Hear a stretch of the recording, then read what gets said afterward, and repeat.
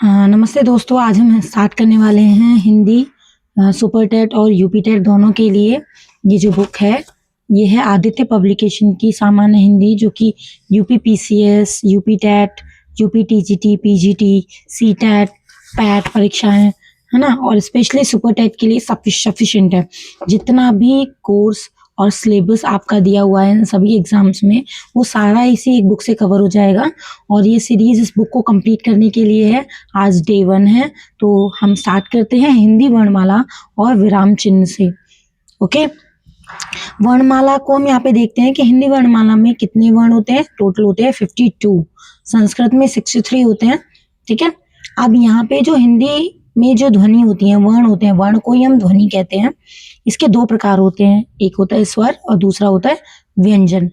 स्वर हमारे 11 होते हैं। ठीक है, कौन कौन से 11 होते हैं? ए, आ, ई, उ, र, ए, आई, ओ, औ। ये हमारे टोटल 11 स्वर हैं। मात्रा के आधार पर ये दो प्रकार के होते हैं हिंदी में। अगर हम संस्कृत में पढ़ते हैं तो ये 3 हो जाते हैं, ह्रस्व, दीर्घ और प्लुत स्वर। ह्रस्व स्वर को हम मूल स्वर भी कहते हैं और दीर्घ स्वर को संधि स्वर या गुरु स्वर भी कहते हैं। ठीक है, गुरु संधि स्वर। अब यहाँ पे जो ह्रस्व हैं इन्हें हम लघु स्वर जो कहते हैं, ये 4 होते हैं।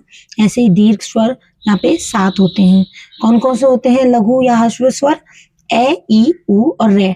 अब इसका जो उल्टा है, दूसरा जो प्रकार है वो है दीर्घ, है ना। ए तो आ गया हमारा दीर्घ में, छोटी ई लघु में है तो दीर्घ में आ गया बड़ी ई, छोटा ऊ लघु में है, बड़ा ऊ दीर्घ में है। हाँ, फिर ए, आई, ओ, औ ये सारे आते हैं हमारे दीर्घ में, र आता है हमारा लघु में। अब यहाँ पे हम ह्रस्व या लघु स्वर को ही एक मात्रक कहते हैं, क्योंकि इसमें एक मात्रा होती है। ठीक है, और जितने भी आ, ई, उ, ए, आई, ओ, औ हैं ये होते हैं हमारे दीर्घ स्वर या गुरु स्वर। इनको हम द्विमात्रिक कहते हैं। ठीक है, अब आते हैं हम वापस से दीर्घ स्वर पे। दीर्घ स्वर 2 प्रकार के होते हैं, मूल दीर्घ और संयुक्त दीर्घ। इसको हम सजातीय संधि स्वर भी कहते हैं और संयुक्त को विजातीय संधि स्वर। सजातीय इसलिए क्योंकि इसमें सेम जो वर्ण है वो हम सेम लेंगे तो मात्राएं हमारी जो आती हैं वो दीर्घ वाली हो जाती हैं। ए आ हो जाता है, ई हो जाता है, ऊ हो जाता है, बड़ी ई बड़ा ऊ बड़ा आ। विजातीय में क्या होता है, कोई भी एक जो लघु स्वर है उसको दूसरे लघु स्वर के साथ जोड़ेंगे, है ना, या दीर्घ स्वर के साथ जोड़ेंगे तो संयुक्त दीर्घ बनता है। जैसे ए ई को आई हो गया, ए हो गया, ए और छोटा एड़ी है तो आई हो गया, ए ऊ है तो ओ हो गया, ए ओ है तो औ हो गया। तो ये हो गया हमारे सजातीय और विजातीय। आपको इसके बाद पता है अयोगवाह जो होते हैं वो उनकी संख्या 2 होती है। कौन कौन से होते हैं अयोगवाह? अंग और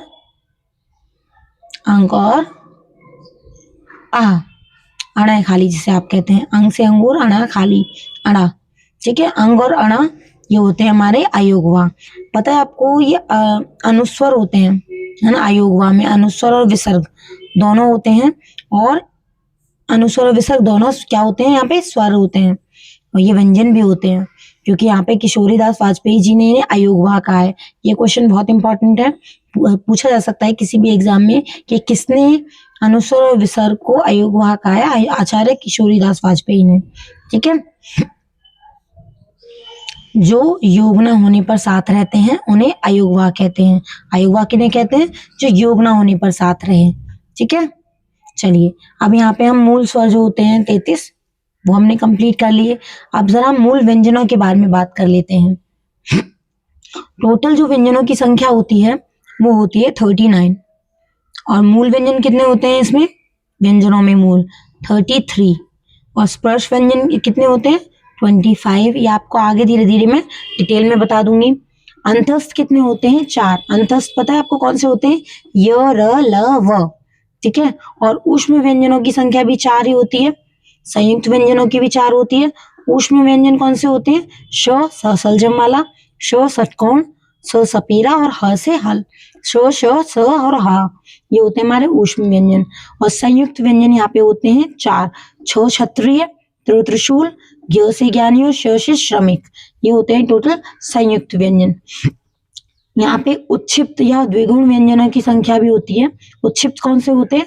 ये ण, ठीक है, अंगा, जिसे हम अंगा कहते हैं, और ये द ढक्कन वाला, ठीक है, उत्क्षिप्त व्यंजन होते हैं ये, इन्हें द्विगुण व्यंजन भी कहते हैं। तो टोटल इन सबको मिला के होते हैं 39 व्यंजन, ठीक है।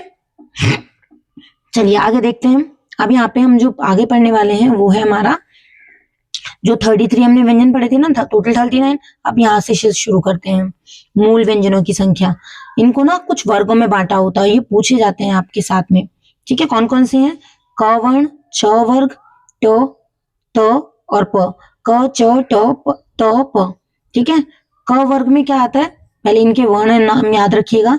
कंठ है, तालव्य, मूर्धन्य, दंत है, ओष्ठ।